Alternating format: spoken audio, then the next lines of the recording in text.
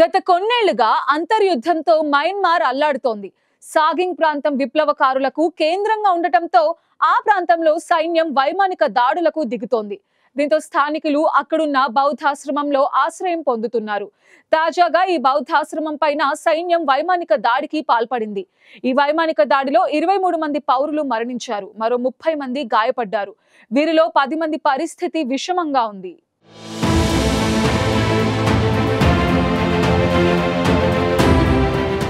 మయన్మార్లోని central sagging ప్రాంతంలోని బౌద్ధ ఆశ్రమంపై వైమానిక దాడి జరిగింది. ఈ దాడిలో 23 మంది మరణించగా మరో 30 మంది గాయపడ్డారు. వీరిలో 10 మంది పరిస్థితి విషమంగా ఉంది.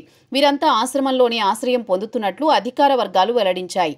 సాగింగ్ టౌన్షిప్లోని లిన్ టాలు గ్రామంలోని ఒక ఆశ్రమ భవనంపై తెల్లవారుజామున 1 గంట ప్రాంతంలో జెట్ ఫైటర్ బాంబు దాడి చేసింది.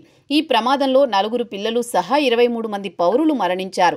దేశంలోనే రెండో అతిపెద్ద నగరమైన మండలేకు వాయువ్యంగా 35 కిలోమీటర్ల దూరంలో ఈ దాడి జరిగింది. అయితే ఆశ్రమంపై జరిగిన దాడిపై సైన్యం ఎలాంటి ప్రకటన చేయలేదు. బౌద్ధ ఆశ్రమంలోని భవనంలో సమీప గ్రామాల నుంచి వచ్చిన 150 మందికి పైగా ప్రజలు ఆశ్రయం పొందుతున్నారు. అయితే మృతుల సంఖ్య 30 వరకు ఉండవచ్చని అంచనా వేస్తున్నారు. 2021 ఫిబ్రవరిలో మయన్మార్ సైన్యం ఆంగ్ సాన్ సూకీ నేతృత్వంలోని ఎన్నికైన ప్రభుత్వాన్ని అధికారం నుంచి తొలగించింది. ఆ తర్వాత నుంచి మయన్మార్ పూర్తిగా తీవ్ర అంతర్యుద్ధంలో కూరుకుపోయింది. ఈ తిరుగుబాటుకు వ్యతిరేకంగా శాంతియుత నిరసనలు హింసాత్మకంగా అణిచివేయబడ్డాయి. దీంతో చాలా మంది ప్రజలు ఆయుధాలు చేపట్టారు.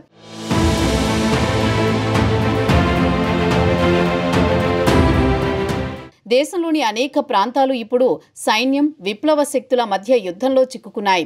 సాగింగ్ ప్రాంతం పీపుల్స్ డిఫెన్స్ ఫోర్సెస్ వంటి సాయుధ విప్లవ గ్రూపులకు బలమైన కేంద్రంగా ఉంది. సైన్యం ఈ విప్లవ శక్తులను అణిచివేయడానికి ఎక్కువగా వైమానిక దాడులు చేస్తోంది. అయితే ఈ దాడులను అడ్డుకునే సామర్థ్యం విప్లవకారుల దగ్గర లేదు. ఈ దాడి జరిగిన కొద్ది వారాల ముందు సైన్యం ట్యాంకులు, విమానాలతో లిన్ టాలు గ్రామానికి 5 కిలోమీటర్ల దూరంలో ఒక పెద్ద దాడిని చేపట్టింది. దీనివల్ల వేలాది మంది స్థానికులు సమీప గ్రామాలకు, ముఖ్యంగా లిన్ టాలుకు వలస వెళ్లారు. ఇటీవల సైన్యం నుంచి ఎదురవుతున్న దాడులను తప్పించుకునేందుకు వారంతా ఈ ఆశ్రమంలో ఆశ్రయం పొందుతున్నారు. ఈ ఆశ్రమంలో ఉన్నవారు పూర్తిగా పౌరులేనని, వారిలో 4 చిన్నారులు కూడా ఉన్నారని చెబుతున్నారు. ఈ దాడి పౌరులను లక్ష్యంగా చేసుకుని జరిగిందని, సైన్యం తమ దాడులను విప్లవకారులపై జరిగినవిగా సమర్థించుకుంటోందని నేషనల్ గవర్నమెంట్ యూనియన్ ప్రతినిధి నే ఫోన్ లాట్ ఆరోపించారు. ఈ దాడి మానవతా సంక్షోభాన్ని మరింత తీవ్రతరం చేసిందని ఆగ్రహం వ్యక్తం చేశారు.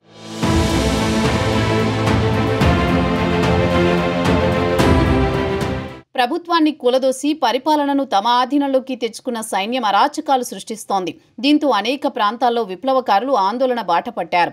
దీంతో వారిని అణచివేసేందుకు సైన్యం వైమానిక దాడులు చేస్తోంది. సాగింగ్ ప్రాంతం విప్లవ శక్తులకు బలమైన కేంద్రంగా ఉండడంతో ఈ ప్రాంతంలో ఇటీవల కాలంలో దాడులు మరింత తీవ్రమయ్యాయి.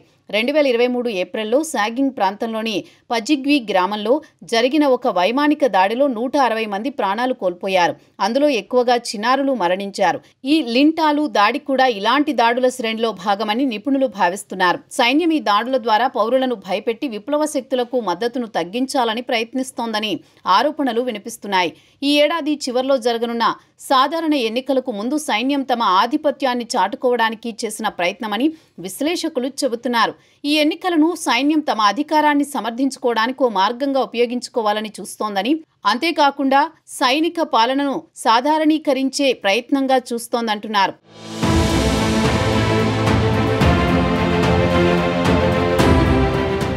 మయన్మార్లో MNDAA, అరకాన్ ఆర్మీ, TNLA గ్రూపులు అక్కడి సైనిక ప్రభుత్వంపై 2023 చివరి నుంచి పోరాటం చేస్తున్నాయి.